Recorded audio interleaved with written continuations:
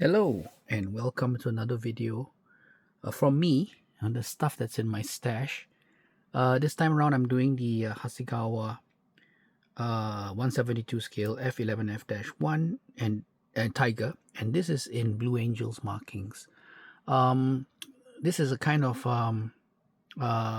follow-up, I suppose, or a mentioned in passing video, because somebody did mention that they had the Blue Angels set from Hasegawa, which included this plane.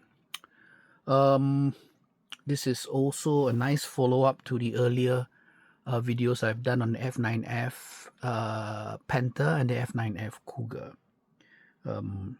This plane, the F-11F-1 Tiger, took over from them. It's a very, very nice plane.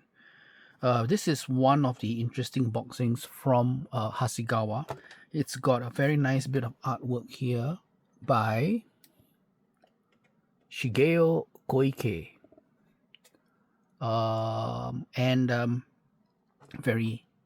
It's very, very nice, right? Then you have the box on the side which shows F-11F-1 Tiger Blue Angels in Blue Angels colors, blue and yellow.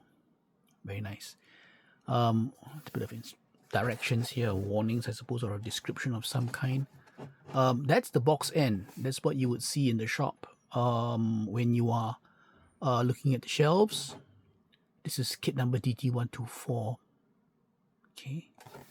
Then on this side, same thing is repeated more or less, and it says here US Navy Demonstration Squadron. There is no indication, there's no illustration, sorry, of the built-up model on the side. Okay, but that's a small matter. Let's pop this box open. Box is in fairly good condition. The instruction sheet strikes me as being a little bit dated. I don't know whether you agree with me or not. You know, Hasegawa on the right and then followed by these wordings, you know.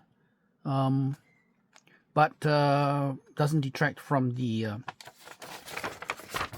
presentation of the instruction sheet. That's a very nice side profile view of what you get, and it's a beautiful plane. Simple, clean lines, right? Very nice plane. And that's the history of it. Okay, I can stop here and give you time to pause and read this for yourselves. That's what you get. Okay, and then in the instruction sheet itself, starts off with step 1 called fuselage assembly. That's very fast. You got your cockpit tub, you got your decals for the instruments on the side console, you got a joystick, control column, then you have the instrument panel with another decal to be applied. Okay, and that completes your cockpit tub, and then directions as to how to paint the inside of your cockpit, and it says here matte black. Okay, and then splitter plate and intake. And then there's this bit at the back, which is, I suppose, the tail hook assembly and the jet pipe. Can you see that? Yep. Step 2, general assembly. You can have either a canopy open option, or I suppose a canopy closed option, and it's a very simple plane, right? The wings go on already, and the tail horizontal stabs. Then you have finally at level 3, stage 3, you've got your landing gear installation. That's the nose wheel with the nose wheel doors. Some interior detail on the doors, which is nice. And then there's the main undercarriage wheels, and then yep, the tail hook assembly. And then we're done. It's a very simple, very clean looking plane, and it is going to be a very simple build. So that's nice. Now, as you can see, the kit comes in your standard cellophane bag, and it has, what's this now? Yeah, a list of all the colors under the Gunze Sangyo Aqueous color range. right. Well, at least they tell you what it is, you know. But yeah, it's only under the Gunze range that you see all that. All right. Okay. And how to apply decals and stuff like that. Okay. So this is the bag of parts, and it's all molded in this dark blue, somewhat translucent plastic. Let's see that. I know what you're thinking, and I'm not gonna say it yet. Okay, we'll open the bag and then we'll do it properly.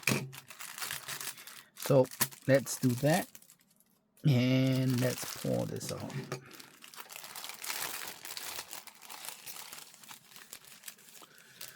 Nope, I'm not saying it yet. So let's look at the parts. Very simple, plain. 3 main steps in building this thing. Okay, so first up, transparencies. Very nice and clear. A little bit of scuffing here and there, but that's to be expected when it's been packaged together with all the parts and it's been rattling around loose, right? Oh, sorry, I shouldn't be doing that. So that's the instrument panel. Interesting. I recognize it. Okay, so anyway, very nice and thin. See the way the light catches the edges? That's very thin. Okay, so very nice. Oh, beautiful. Did you see the way the light catches that? Very nice. Okay, so I'm going to put that aside. And then let's look at the fuselage pieces. Look at that. 2 sprues for each side of the fuselage. And you will be surprised to learn that these are very fine raised panel lines. Raised panel lines. Okay, they're very, very fine. Can you see that? Oh, yes. Well, as always, I don't really care. I think raised panel lines are fine. Closed off wheel wells. The wheels retract into the fuselage, so they look quite nice. Tail is thin because it's molded in one piece and it's on the port side fuselage. Okay, I think straight off you can immediately tell that the plastic, as I said, is a bit translucent. Can you see that? Like blue around the edges. Yeah. So I'm thinking that the plastic would feel quite brittle. Doesn't feel that way though. Anyway, it might feel different when you start to assemble it, right? So let's put these 2 fuselage pieces. They're very nice, by the way. Have a look at that. Can you see that? I like doing this because I can see the way the light plays on the fuselage. Very nice. Okay. Next sprue up. You have your tail jet pipe, and that's actually quite nicely detailed. Can you see that? The light catches it well. That's very nice. Okay, that's the tail jet pipe. That's undercarriage doors, very nicely detailed on the inside. Okay. You get 2 long-range fuel tanks. Pilot seat, cockpit tub, main wheels, and nose wheel. Have a look at that. Very nice. I know if you mold it in dark plastic, it tends to be a little bit more difficult to see, but if I play it against the light, I think you should be able to see the detail. Look at that. Look at that. That's very nice. Nice. Okay, so the fuel tanks are interesting because they have this Coke bottle shape, right? What they call area rule. I think that's the phrase that they use. So that's a nice fuel tank. You get 2 of them. They go under the wings. I don't know whether the Blue Angels aircraft would carry this. I don't think so. And then you have the nose wheel strut. I think you're going to be able to see this only if I do that light thing. And then this is the main undercarriage leg. one of the main undercarriage legs. There you go. And that's the other one. Okay. And the gear doors, as I mentioned just now. Very nice. Last sprue up. Now, first thing I'm going to do is, as you can see, right? Can you see that? Can you see the trailing edge? That shows you how thin the plastic is down there.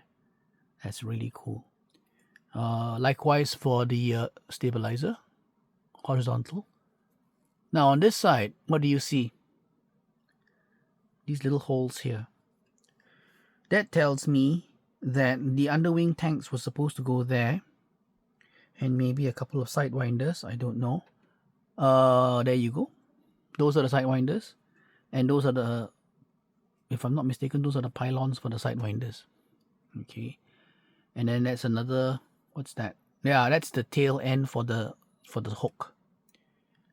So basically, if you're not so minded to build this as a Blue Angels plane, you have the stuff inside here to make this into a more warlike aircraft. Okay, you got your drop tanks, you got your sidewinders, so it becomes cap. Okay, get some aftermarket decals, and you should be able to do that. Yes. Now, speaking of decals, this is supposed to be the Blue Angels, right? And as you can tell, the decals have not fared very well. Okay. At first glance, it's like, hey, it's the yellow and you paint the whole plane blue and then you just stick them on and it should be okay, right? As you can see, the carrier film is completely gone. Yeah. Can barely read the Blue Angels stuff, right? And they did give me numbers for number 1, 2, 3, and 4 Blue Angels. I would think that these are probably not usable. But you know what? I'm going to try and save them because they seem to be otherwise good condition. I'll try and save these and see whether I can use them. A bit of work on using UV and a bit of sunlight, and I hope that should work.